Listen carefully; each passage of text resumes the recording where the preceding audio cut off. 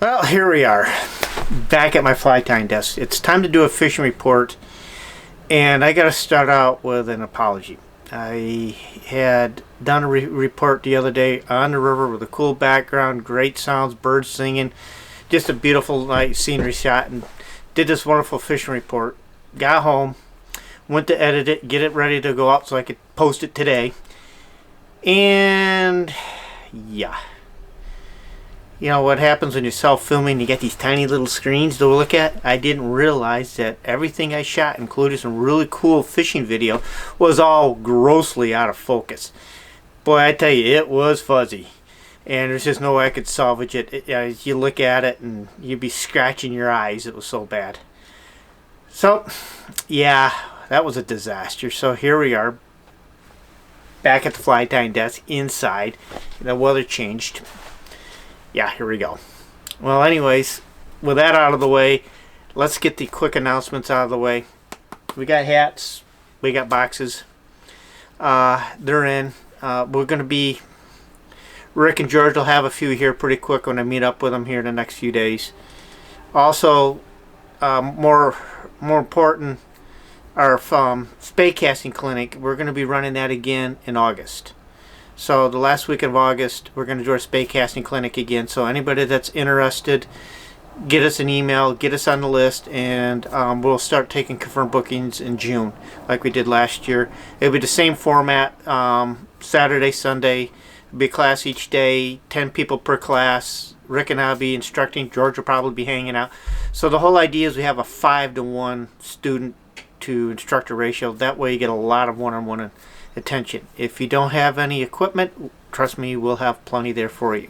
So if you're a beginner, we got you covered. If you're an experienced caster and you got a problem with the cast, want to learn a new cast, got you covered. So if you have any questions, send us an email, give us a call. We'll get you on the list. We'll answer your questions. So that's going. And of course, the other thing is our books for this year are open, so we still got time, just a few days left for the spring, and we also have some time. We got lots of time yet for fall. So if you want to get your trips together. So on with the fishing reports, and really quick about the fishing reports, we just categorized all of our videos on our YouTube channel. There's getting to be a lot there. So you guys that are really into research and like research nerds and like to do that, you can go into the category that says fishing reports, and then you could, let's say for an example, you're interested in fishing in September. You can click on all the September reports that I've done, and even Rick's been involved with, and the real time what's going on at that moment report. So that will give you an idea of what's happening in certain dates and kind of help you pick your dates. So that's something there for you research nerds. A little bit of resource for you. Finally, what's going on with the fishing? It's been an interesting couple of weeks. I'm going to start out with Western New York, Lake Ontario Tribs. That's where I'm operating right now. So I'm in the Tribs in the western part of Lake Ontario. It's on. It's happening. We've had some cold weather last week. Water temperatures plummeted. It kind of put everything into a suspended animation for a little while. We're going to start warming up again. Water temperatures are going to come back up. Ice has gone off the reservoirs. Ice has gone off all the riverbanks. Water temperatures are in the low to mid 40 degrees, which means that we have fish. We have new fish coming in constantly. We got fish running. We got fish spawning. It is steelhead season on right now. In fact, today I'm finally doing this again. It's April 1st, and it's always happening now.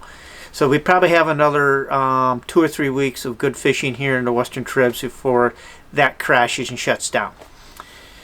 It's spawning, so when we talk about spawning, these fish can be anywhere from the deep pools, the runs, the gravel beds. They can be spread out, so you got to cover some water, find your pods of fish. But when you find them, you're going to find active fish. So this is probably this is prime time, steelhead time for the Tribs in Western New York. For flies, we're throwing a box at them. You know, break out the cool stuff. All those wet flies that we've been... I'm at my tying desk here. All the really cool wet flies we've been having fun. Boy, that thing's a mess. Let's see, I get it focused. All the cool stuff we've been tying all winter. We like to fish and talk about fishing and like to tie them to fish them. They'll eat them. The intruders, those classic wet flies, big stone flies, egg patterns. It just depends. You know, for an example, if I'm in the runs and on the gravel, I'm fishing big flies, big harrowing streamers, intruders, those big wet flies, big egg-sucking leeches, swinging those things. I'm swinging them through the runs. I go through the pools. I'll swing through the pools, come back, because the pools might hold resting fish. I'll then shift over after I swing through it a little bit and follow up with an egg pattern, because you could have some fish kind of coming off the spawn, coming in the spawn, and not too aggressive, but they might not want to chase a fly, but they'll most certainly suck down an egg fly. So now's the time to carry a wide variety of flies and cover a bunch of water and be on the water. It's been cold the last few days, so obviously afternoon fishing is going to be better than morning fishing. And like I said, I expect we got another 2 or 3 weeks of it before it collapses. So that's water flows right now here are excellent. We got good water flows. They are clear. I wouldn't mind a little bit of rain and a little bit of murk into the water, because that always helps. But conditions are good. The creeks are good. The rivers are good. It's about as good as we're going to get right now. It's just that water temperature a little funky, and the fish are dealing with some thermal shocks, but they're there. And if you got a cool day where it's kind of around freezing in the morning, warms up into the mid 40s, 50s in the afternoons, and you only got a limited amount of time to fish, pick the afternoons over the mornings. Once we start getting warmer nights, mornings could be just as good as afternoons. So that's what's going on in western New York. Salmon River, well, there's a complete opposite. Now understand, a couple weeks ago the salmon got blasted with water. In fact, we had a couple days where it was over 5,000 CFS and a couple days at 4,000 CFS. Then it came down. The problem we're having right now is the water flows are fluctuating a lot between 350 and even 1450. The boys that control the dams overran and drained the reservoir by accident, so we got some funky water flows. I don't know what they're doing. They got ADD or something, or they just like throwing switches. Water's really high one day, really low the next day. Reservoirs doesn't, it's probably at quarter capacity right now. 3/4 empty. So I don't know what they're trying to do. We need to get some consistent water flows. The salmon's, after that high water, got very, very dirty. Right now, Ricky says there's about 25 to 30 inches of visibility. Water temperatures are in the low to mid 30s. So the visibility's fine. The fishing's been tough, and I think it's been tough for two reasons. One, the fluctuation's been quite a few reasons. Fluctuation's been quite a bit. The water temperature's been kind of cold. In March, I don't know what there is. I can't give you a good reason, but for some reason, the steelhead just go into a funk in March. And then once that water temperature hits 40 degrees, the fish come out of the river and go on to spawn. And yes, the steelhead have not spawned in the Salmon River yet. Yes, they're taking some eggs in the hatchery. Yeah, there might be a stray drop back here or there. But it's, for the most part, in the river, those fish are still in winter mode. They're taking eggs in the hatchery because it takes a while to get the job done, and they're just getting started. And the fish are ready in the hatchery. They actually warm them up in some 50-degree water, or warmer water coming out of the hatchery, so they can mature the fish a little quicker. But anyways, the river spawn has not happened. That won't happen until the water temperature hits 40. So we got a lot of fish in the upper part of the river. That high water put a massive amount of fish in the top of the river. So there's actually a lot of fish from what I've been hearing, actually mid-river up, but it's definitely Pineville up. They're just crabby, and right now you're fishing for 1 to 3 fish. It's just the way it is right now. He's on the water as we're talking today, and tomorrow they're trying to get things dialed in a little bit. I'll be up there in the middle of April. We'll have it dialed in. So that's as for flies, they're doing a lot of their damage with egg patterns, stonefly nymphs. Once in a while I can get one on a swing. But that's not, with the cold water temperatures, they're not really chasey yet. Once those water temperatures warming up, the swing bite will be on. Right now it's still indicator fishing, dead drifting is the primary presentation. But one of the things we're doing, we get some sun on the water, we get a little bump in the water temperature. The Salmon River is a stonefly nymph, or stonefly pump, and the nymphs get really active. There's a lot of winter stones to hatch.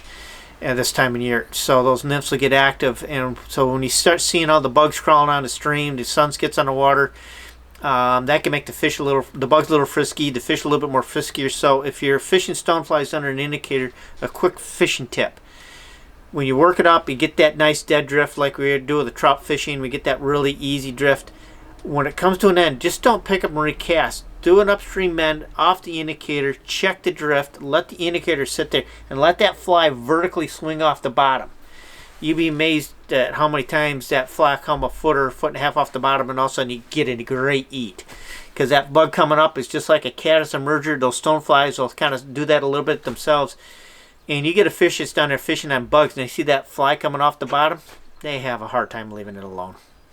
So a quick little tip there to try. So when you see the bugs getting really active, kind of fish that nymph to the end and work a little bit of a swing and see what happens. It could be well worth the time in the presentation to do it.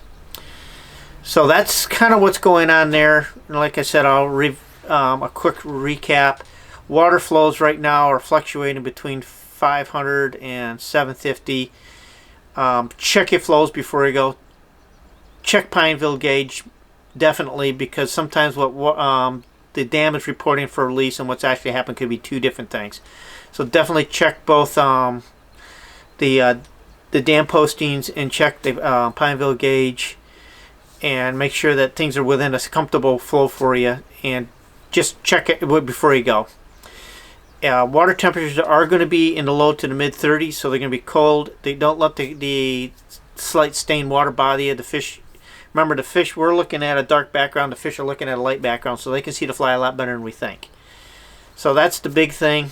The other thing to keep in mind, it is spring, and like I always say, conditions can and do change quickly. So just be prepared for changing conditions. And get on the water. It's time to fish. And like I said, just keep an eye on waterline and keep an eye on Pineville gauge so you know what your flows are. And take a bunch of flies with you. And take your winter stuff, take your spring stuff, because you never know what you're going to need right now. And go have fun and go fishing. Hope this is helpful. As always, I keep saying we're going to get more active. Obviously, it's spring. We are going to be getting more active. I got a couple challenges, personal challenges out of the way, so I'm going to be on the water more. And so you better hit that little subscribe button, that bell icon, because, yeah, I got a whole list of videos I'm going to be throwing at you. And hopefully this time the camera will be in focus. See you in the water, folks. Good fishing. This is Jay at JPEG Guides and Lost River Fishing. We are a year-round fly fishing catch and release guide service. We fish the Lake Ontario tributaries, and then during the spring and the summer we also fish the inland trout streams, classic dry fly fishing. During the heat of the summer, we will do the warm water fishing for bass and pike. If you're interested in any of our outings or have any questions, please feel free to email us at fish@lostriversfishing.com. Hope to hear from you, and if you have any questions, feel free to contact us.